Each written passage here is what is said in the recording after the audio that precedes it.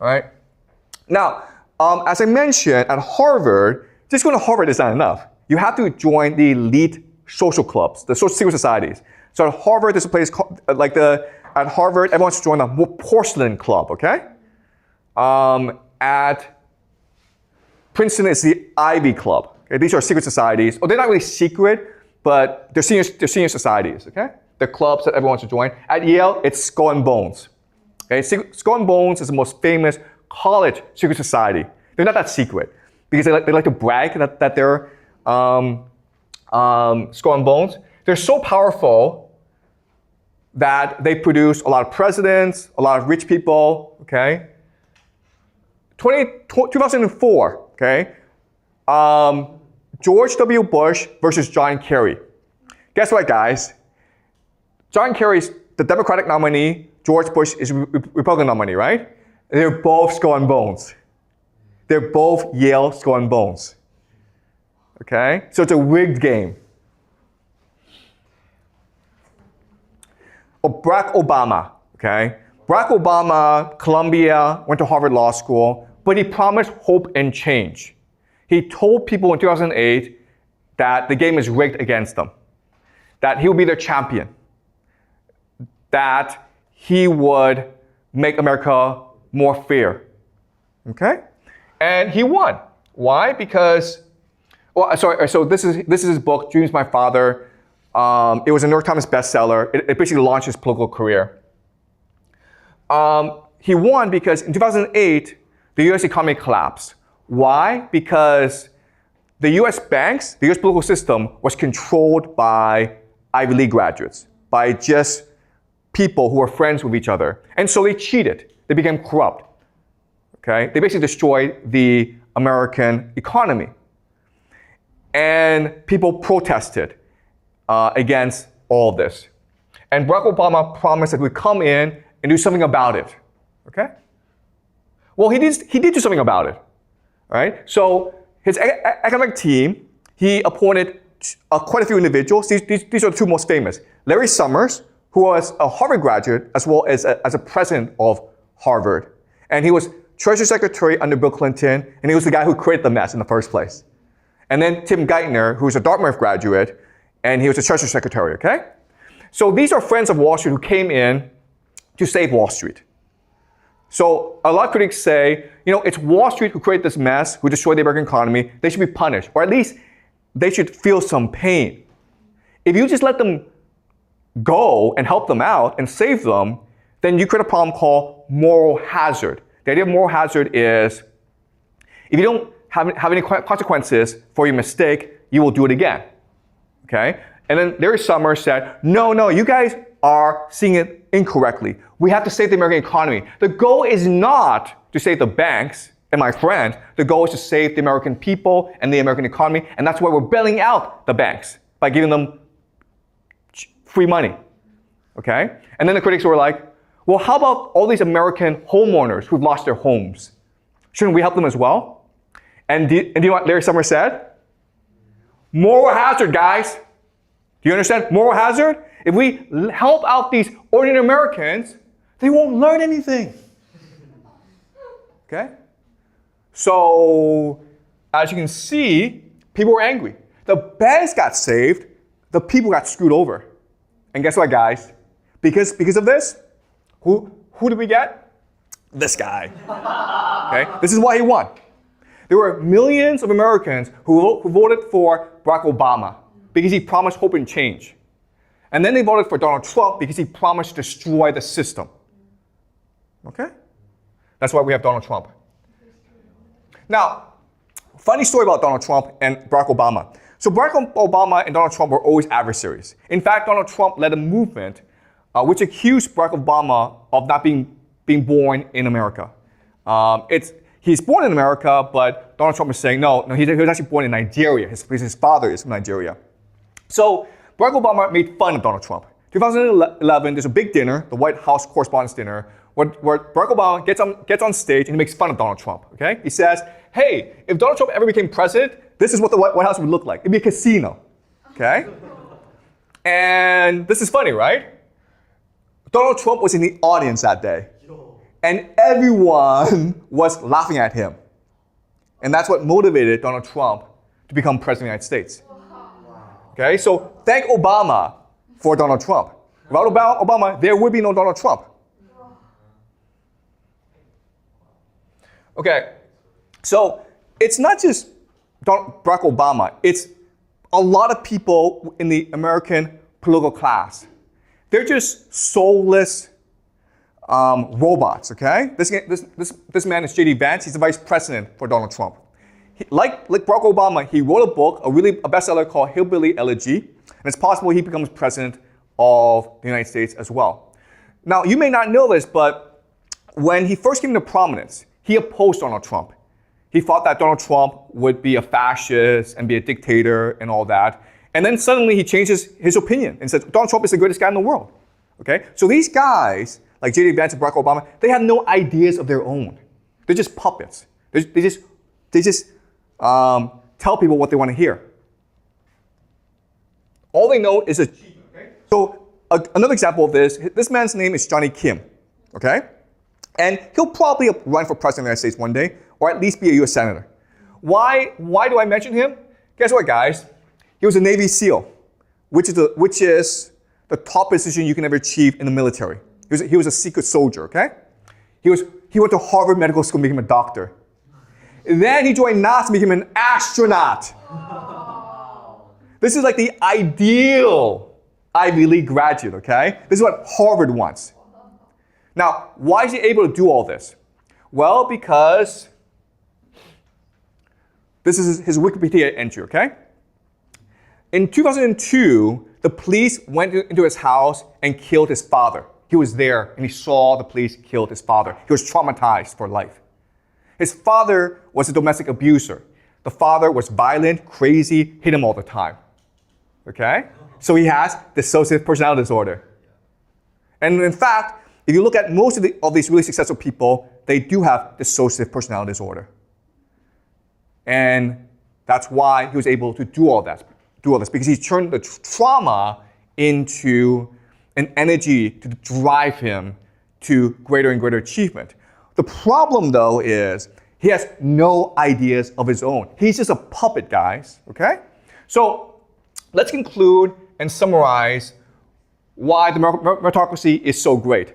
It creates this extreme inequality in America, okay? So it destroyed the school system because all people care about are their grades now, right? People don't even care about learning anymore. All they want are the grades. In fact, if you get a bad grade, you'll probably complain to the teacher. In which case, the teacher's now afraid to teach you because if the teacher tries to challenge you and make you a better student, you'll just complain, okay? And if you don't succeed, your parents will come and complain, okay? Traumatized children, okay? Okay? If you look at the rate of mental illness in China and America, it's just insane. Death of the American dream and social mobility, you're not going to be richer than your parents. You're just not. Concentration of wealth, power, and status in the 1%. The richest just get richer. Political divide between left and right. Okay, so you have all these political divisions right now in America. Corruption. So Wall Street just steals and steals and steals, and no one can do anything about it. Destruction of American identity, globalization, immigration, woke ideology. Okay? Incompetent and mismanagement. You look at COVID. You look at the fact that America now has $37 trillion in debt. An elite that is soulless, mediocre, and unimaginative. Okay? Barack Obama, J.D. Vance, this guy, Johnny Kim. Okay? They're just robots. Oh, and Donald Trump. Okay? So thank you, American meritocracy, for destroying the world. Okay? All right, questions, guys?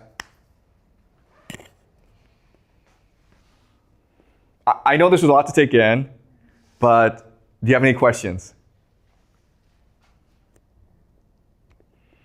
You're all depressed and sad and shocked.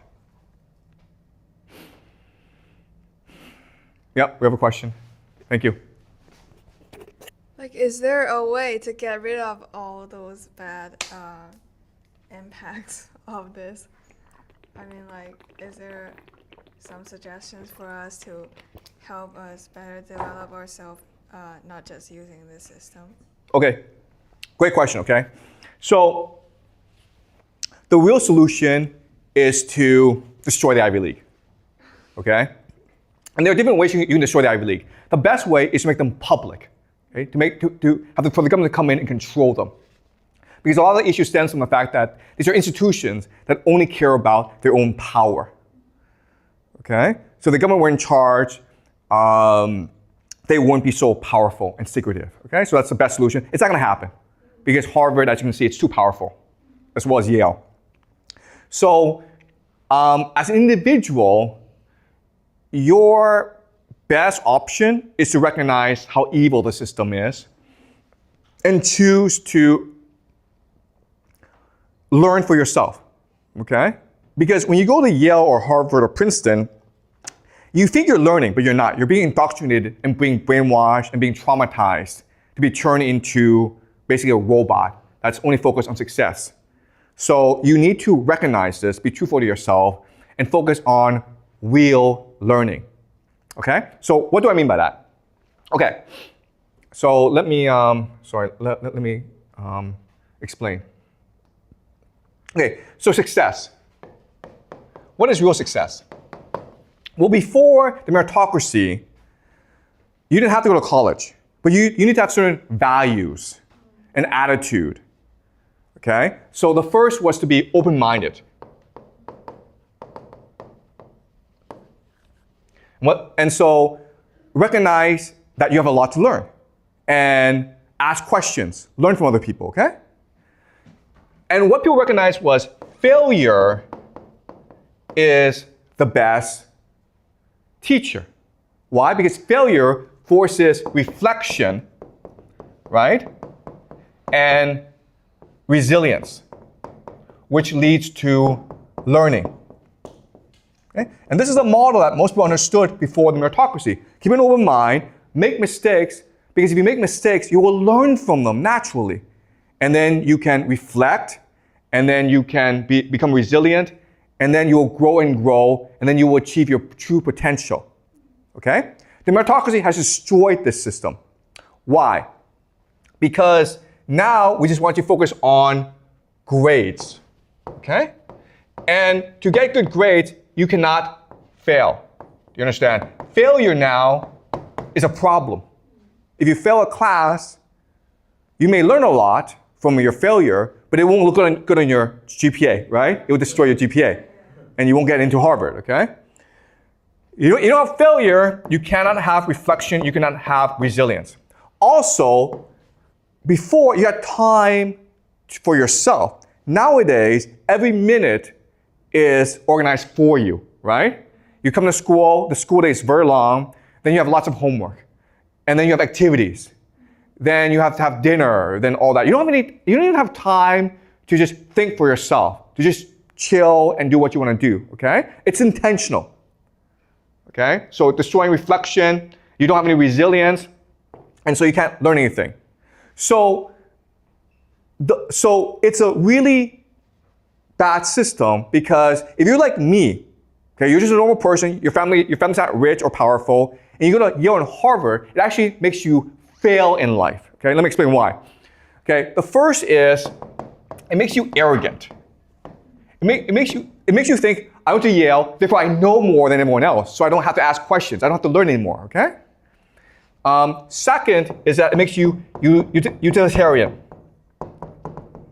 You only care about things that help you succeed. You're not actually interested in real learning anymore.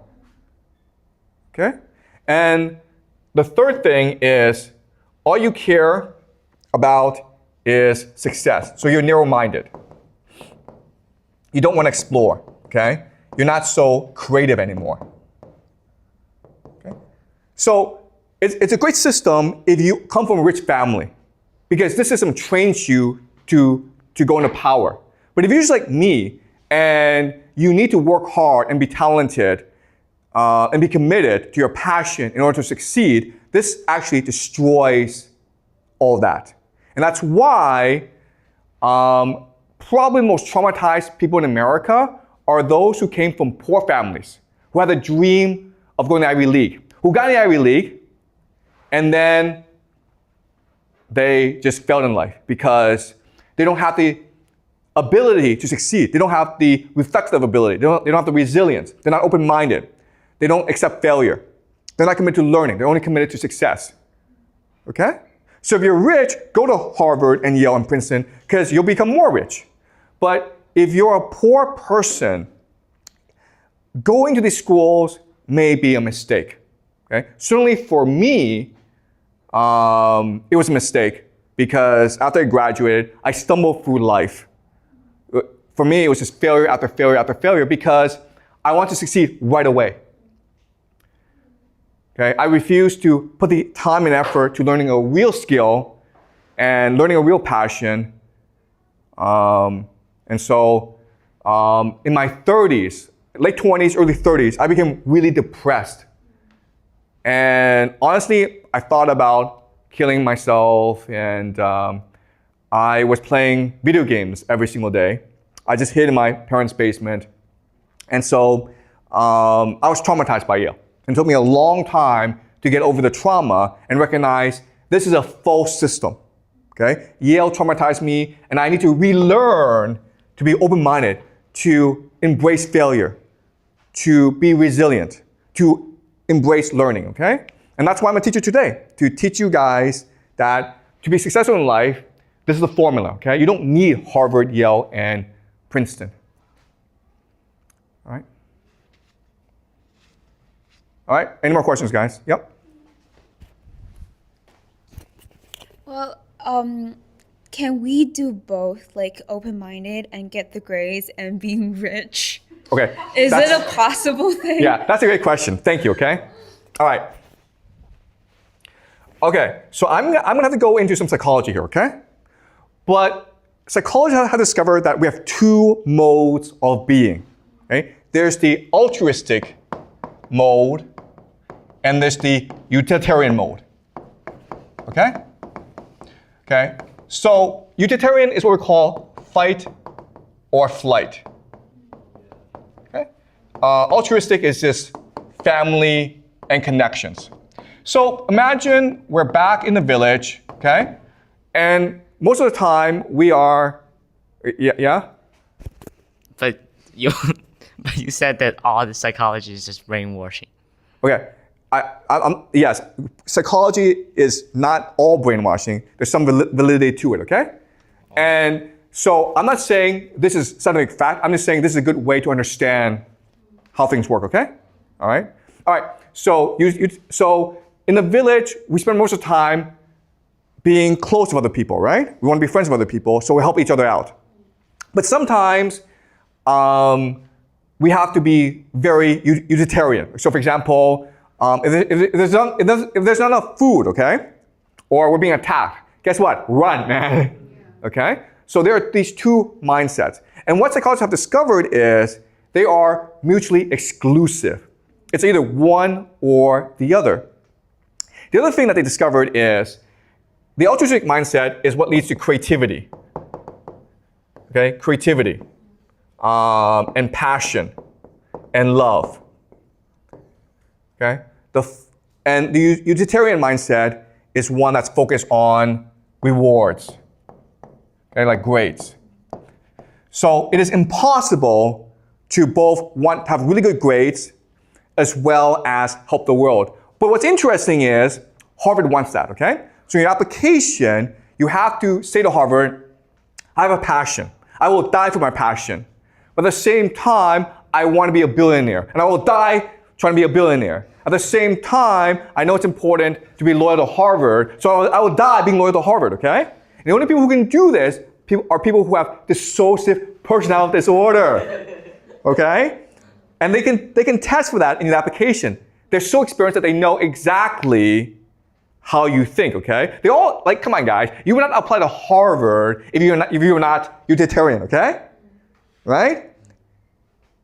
But you have to pretend you're not. And that's what makes people crazy, okay? Because you're basically an actor. Harvard wants the best actors in the world.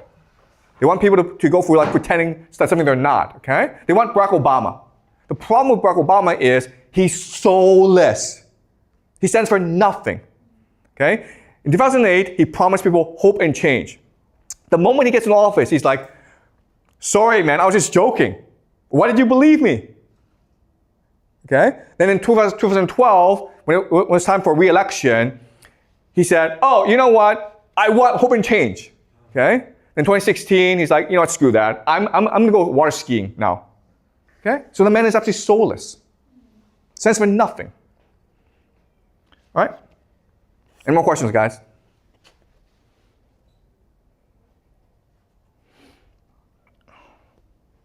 Okay, great. So thanks for today, and I'll see you guys after the break. Okay? So we'll continue this after the break.